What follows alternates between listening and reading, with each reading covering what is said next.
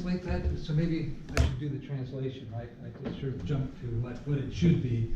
The second paragraph in the last passage above, so that would be this one. If the cotangent is squared and the nomen is squared and the square root of their sum is taken, it will be the cosecant. Okay, that says the same thing, right?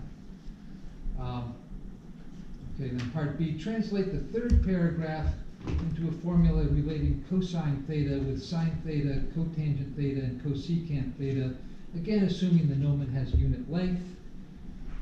A formula relating all of those? A single formula?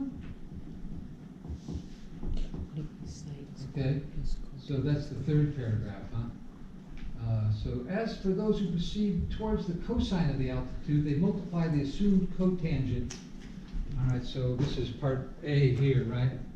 And part B, the assumed cotangent is going to be LK. So they multiply the assumed cotangent by the total sine and divide the result by the cosecant. So the assumed cotangent times the total sine divided by the cosecant, is that EK?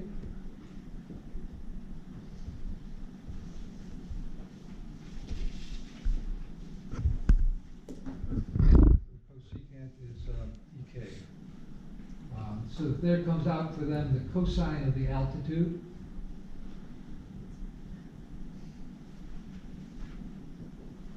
So this should be the cosine of theta. Is that true? Well, let's see. What have we got here? We've got this would be equivalent to saying LK over EK is equal to cosine theta over R, which is cosine theta with a little c, right?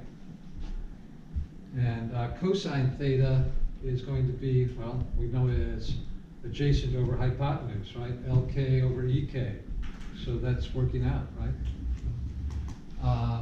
We keep reading though, because we haven't done everything. And so that there comes out for them the cosine of the altitude, because the ratio of LK to KE is as the ratio of TE. T is equal to the sine of BH, complement of the altitude. Okay, so that's a because, huh? Because the ratio of LK to EK, or KE, same thing, is as the ratio of TE to EH, the total radius, right? So that's, yeah, I guess cosine is TE. Right. Capital C cosine is to the total radius, okay? And ET is equal to the sine ET is equal to the sine of the arc BH, right? So that's the complementary arc, right?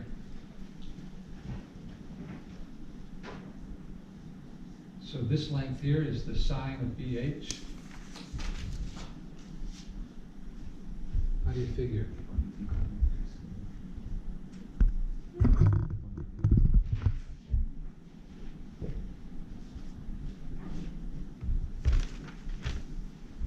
Well, right, if you were to draw this line here, perpendicular to the pole line,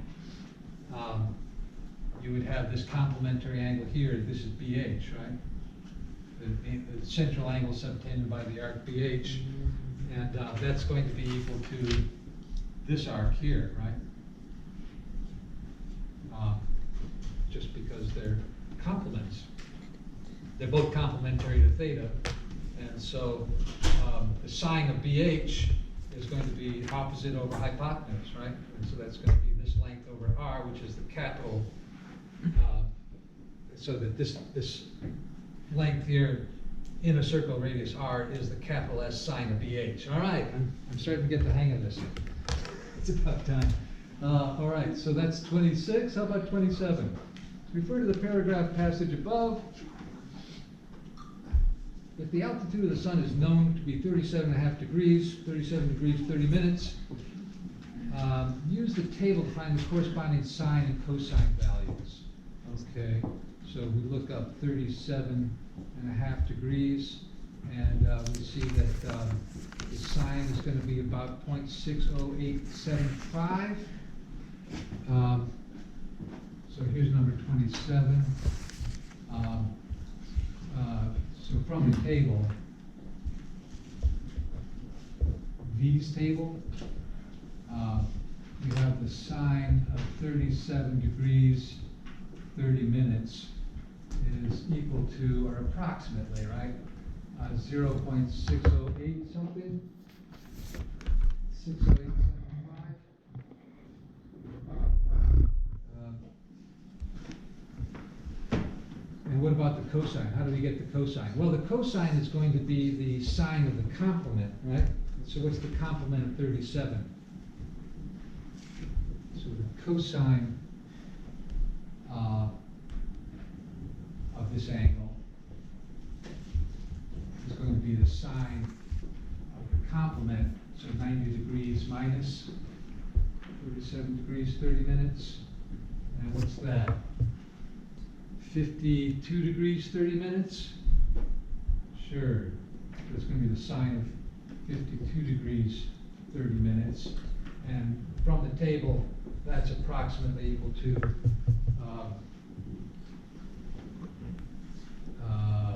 0.79333.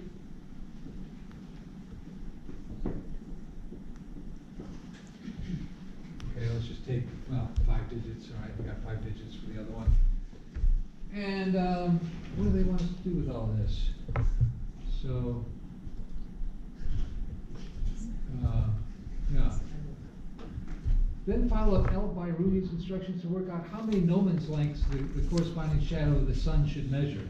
Ew. So how do we get so the Gnomon lengths are LK, right? So how do we get the formula for LK? It's in here somewhere. Well, LK is equal to EK times cosine theta over R. What's EK? EK is the cosecant, which, yeah, so the reciprocal of the cosecant is the sine. So we can just say that, yeah. Where can I write this here? So we've got LK is the length of the shadow, right? And that's going to be EK times cosine theta over R. And EK is the reciprocal of the sine, right? So that's going to be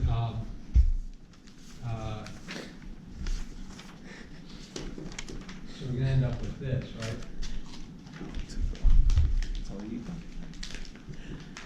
Oh, well, what is that? That's the cotangent, right? Cosine over sine is cotangent.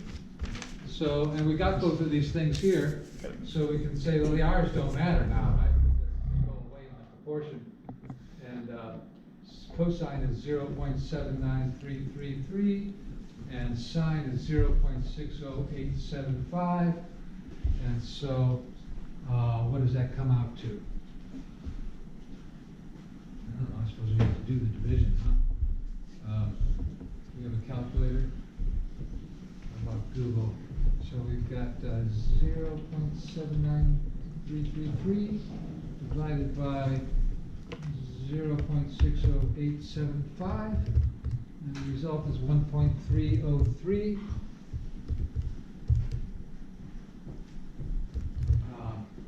So what does that say about the length of the shadow?